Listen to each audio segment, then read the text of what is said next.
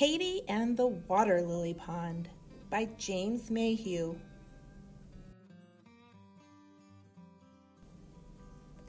Katie and Grandma were visiting the art gallery. "Look, there's a competition," said Grandma. "What fun! You have to paint a picture like Claude Monet, the famous artist." "Can I have a go?" asked Katie. "I'm quite good at art." "There's not much time," said Grandma. "The judging is at 3 o'clock today."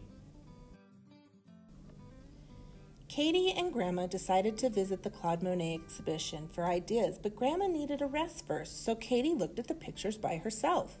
"I bet I could paint a picture like that," she said, "if I just had some paints." "You can use mine," called a voice. Katie looked around, but the gallery seemed empty. "Over here, ma chérie," said the voice. It seemed to be coming from a picture called In the Woods at Gervany. Katie saw that Grandma was snoozing, so she stepped through the frame and into the painting. "That's a lovely picture," Katie said to the lady who was painting. "My sister Blanche was taught by Monet," said the lady reading a book. "Claude Monet, the famous painter?" asked Katie. "That's right," said Blanche. "Would you like me to teach you?" Blanche showed Katie how to mix the paints on the palette, how to use the different brushes, and how to fold up the easel. Then she gave Katie some paper to paint on. "Now you're ready," said Blanche. "Off you go, and good luck with the competition." "Thank you," said Katie, jumping back into the gallery with the painting things. Katie looked around for ideas. She saw a picture of some boats on a river called Bathers at La Grenière. "I could paint the view from a boat," said Katie, scrambling in. "That would be fun." There were so many boats to choose from. Katie clambered into one and decided to row down the river a little way to look for the perfect view. Soon Katie found just the right place and began painting. It was going very well, until Katie heard a strange gurgling noise.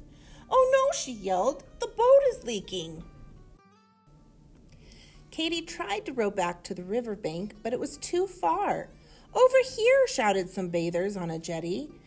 Katie managed to reach them just before the boat sank. Katie rescued her painting things, but her picture had floated far away. "Boats are too much bother," said Katie. "I'm going to try something else."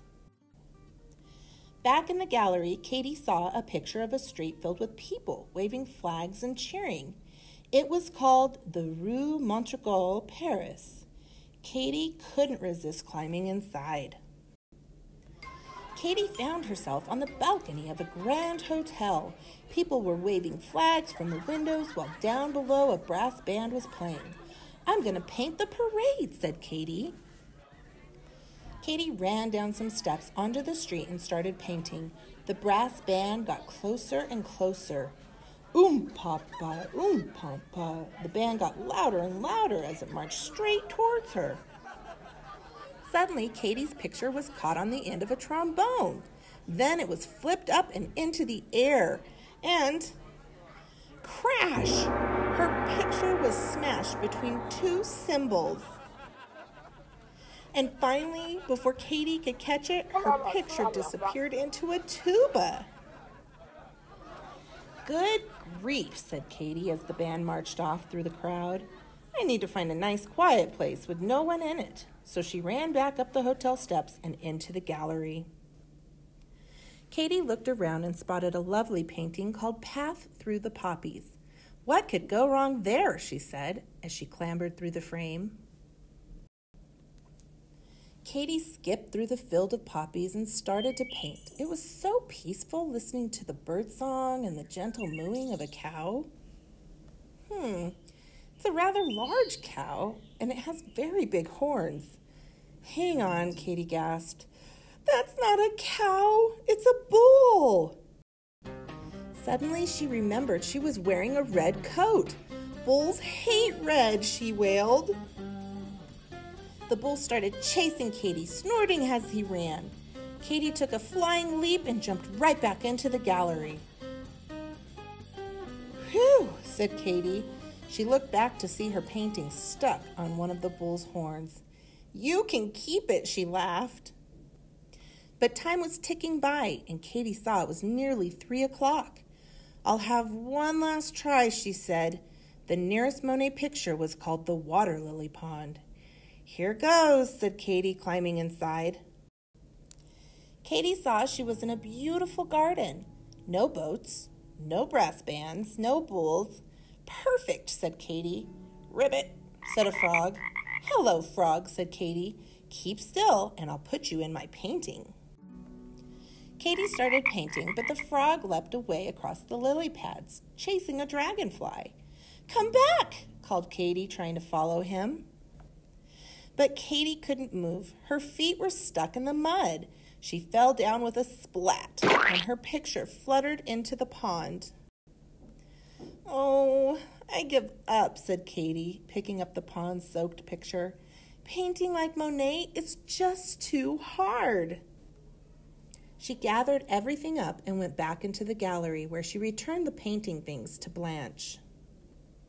"Ma chérie," said Blanche, holding up Katy's soggy picture. "That is beautiful." Katy saw that the paints had smudged together, and her picture did look good. "I'm just in time for the competition," said Katy. "Thanks for the paints and the art lesson." Katy dashed to where the judging was taking place. "A water lily pond," exclaimed the judges when they saw her picture. "It's just like Monet. You win first prize." They presented Katy with a lovely set of paints. "Oh, thank you," said Katy. "I'll have lots of fun with these." "What a wonderful painting," said Grandma when Katy showed her the picture. "How did you do it?" "Well, I sort of had a lesson," said Katy. "Would you like me to teach you?" "That would be nice," said Grandma. "But let's go and have a piece of cake first." And so they did. The end. I hope you enjoyed the story.